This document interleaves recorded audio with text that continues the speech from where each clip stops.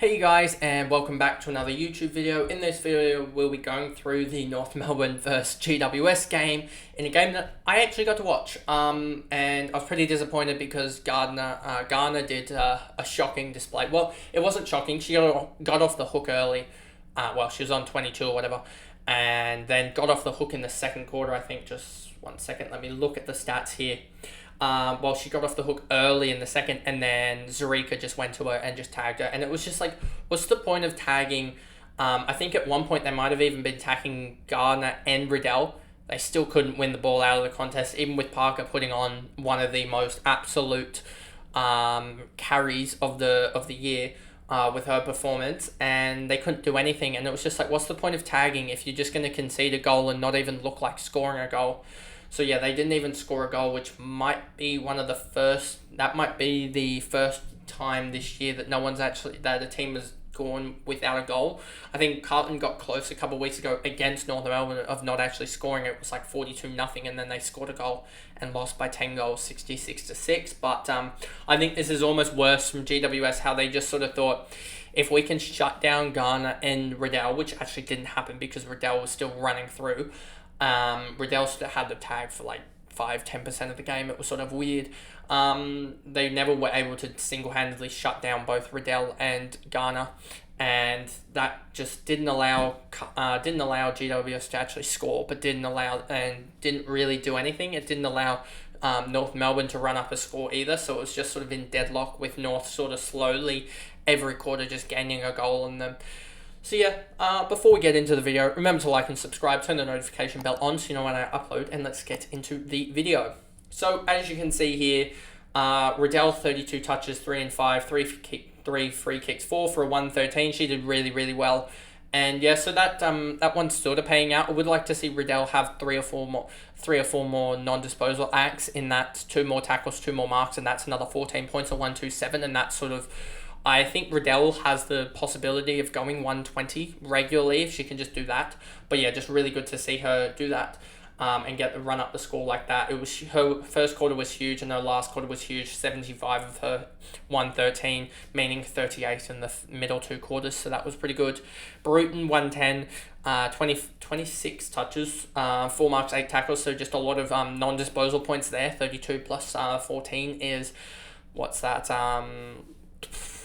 32 plus 12, sorry, so that's 44, and then the 1 free kick again, so 45 of her 110 in non-disposal, and King with 14 tackles is 56 on its own, and then the 2 marks gets her up to 62, and then the free kick differential gets her back down to 60, so 60 out of her 96 were in non-disposal points, so a huge effort there.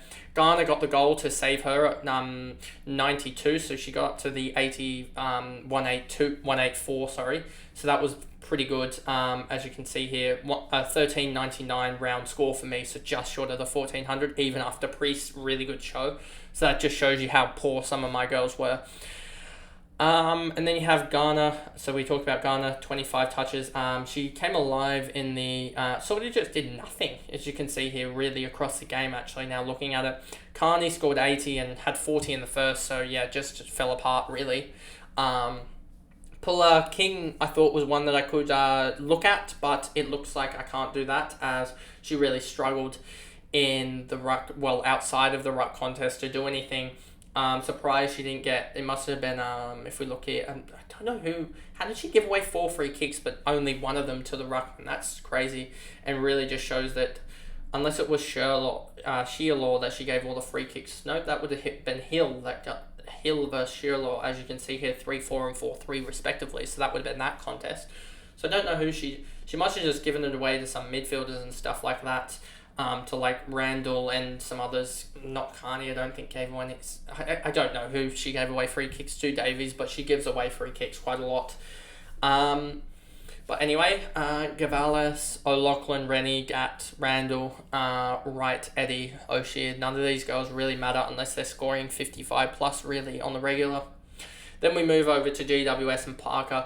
Like we saw with what she did, 139 was absolutely ridiculous. 32-30, 33-44, that is a ridiculous output. And yeah, just really keen to see what she can do in my side next week. She is the number one target that I have, as well as trying to figure out a way to get Berry in, because I think Berry is very undervalued and it is a player that you sort of have to go for in this spot that I'm in. You got to find a way to get cash gen up to the top dogs in the Hoare, Morrison, etc. like that. And Berry, I hope can be a week in. I hope can be 2 weeks in, as I use Hoare and potentially McDonald next week or something like that, to get Roberts or something like that up to up next week. Hoare hopefully can go and score a 50 or a 60 and just get up almost 140, 150k, well, not 140, sorry, another 50 or 60k on top of that, which would get her up to 490, giving me another 200k.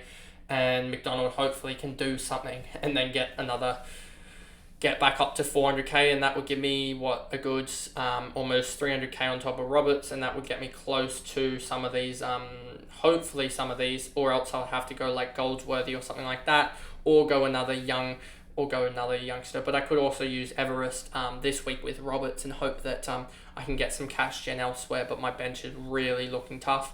Hopefully Huntington can do something next week, as that will be huge for cash gen if she can do something.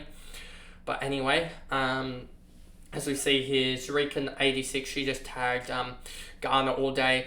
Eva Barr, Goldsworthy slowed down for a 76, but she was huge in the first 3 quarters, got up to 70, and I thought that was going to be one of those games.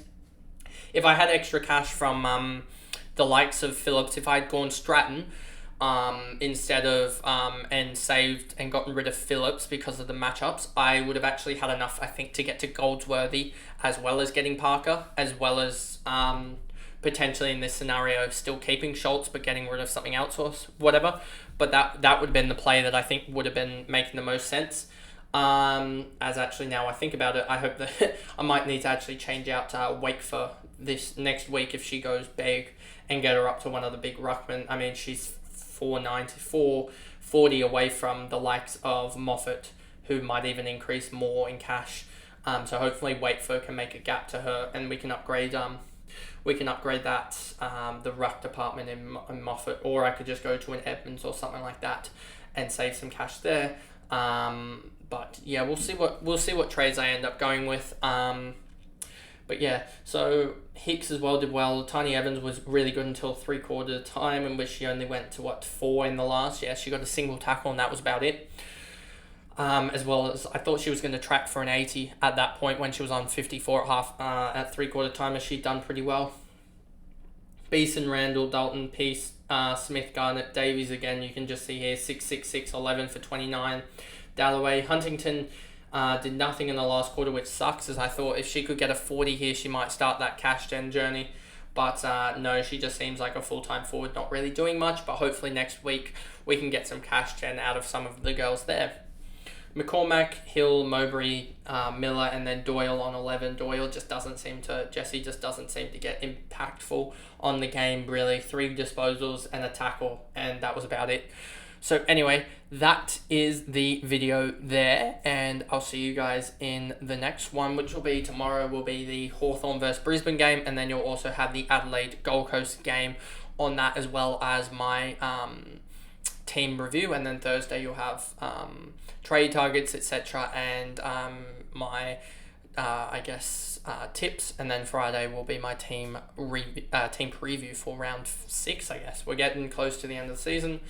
And then also you might see some cricket content or whatever with the new game coming out. We'll see what happens there, if I have time for that, etc. But that is the video, and I'll see you guys tomorrow. Thanks guys. Goodbye.